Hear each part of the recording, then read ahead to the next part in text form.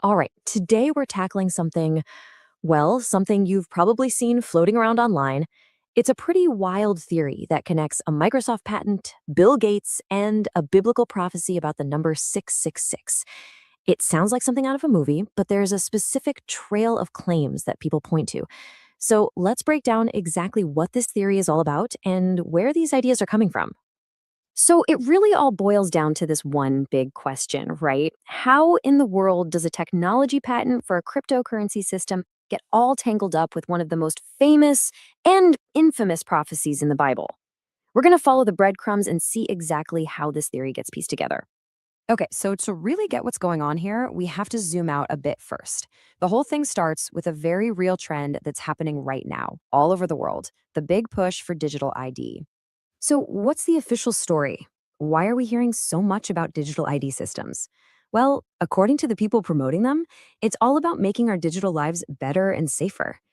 Things like protecting kids from online bullies, cracking down on racism and harassment, making everything more convenient, and just having a way to prove you are who you say you are online. And this, this is where Bill Gates becomes a central figure in the whole story. In a clip that's been shared all over the place, he basically lays out this vision.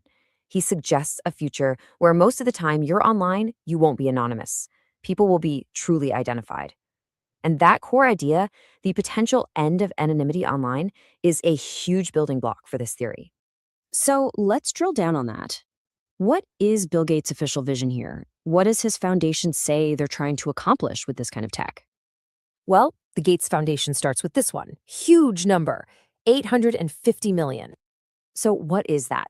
According to them, that's how many people around the world don't have any form of legal ID.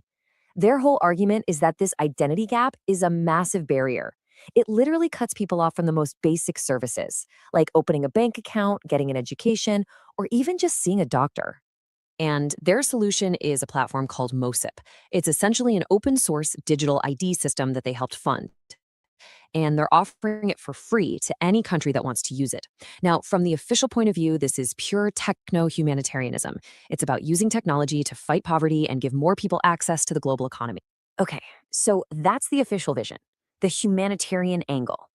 But this is where the theory we're digging into takes a very sharp, very dark turn. It shifts away from helping people and toward a fear of what this could become, a tool for ultimate control. The source we're looking at really sums up this core fear with one pretty chilling sentence. This quote here really captures that deep seated anxiety that's fueling this whole thing. And this is the slippery slope argument that's right at the heart of the theory. The fear is this four-step process.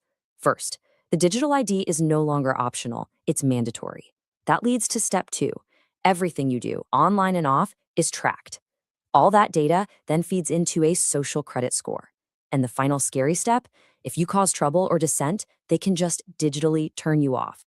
And that is the crucial link to the biblical prophecy. For people who believe this theory, the idea of being turned off is the modern day version of the mark of the beast.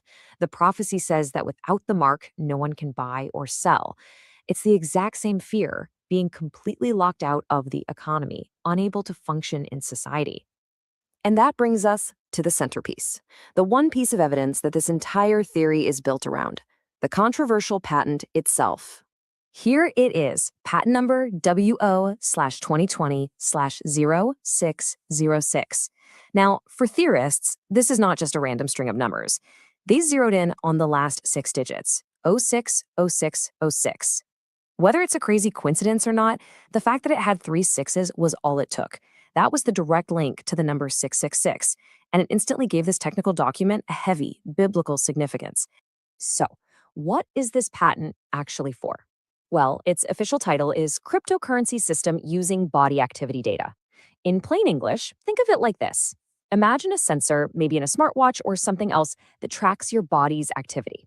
It could be your heart rate on a run or even your brain waves while you focus on a task. The system then rewards you for that activity by mining cryptocurrency. It literally turns your own physical activity into digital money. And this brings us to the biggest point of disagreement. The claim that went viral online was simple. This is a patent for an injectable microchip with the number 666. But then you have the fact check. And what's interesting is the source material we're looking at actually includes this. It clarifies that the patent is about rewarding physical activity. The number is technically 060606, and the document never, ever mentions injectable microchips. Now, for the people who believe this theory, the timing of all this is absolutely everything.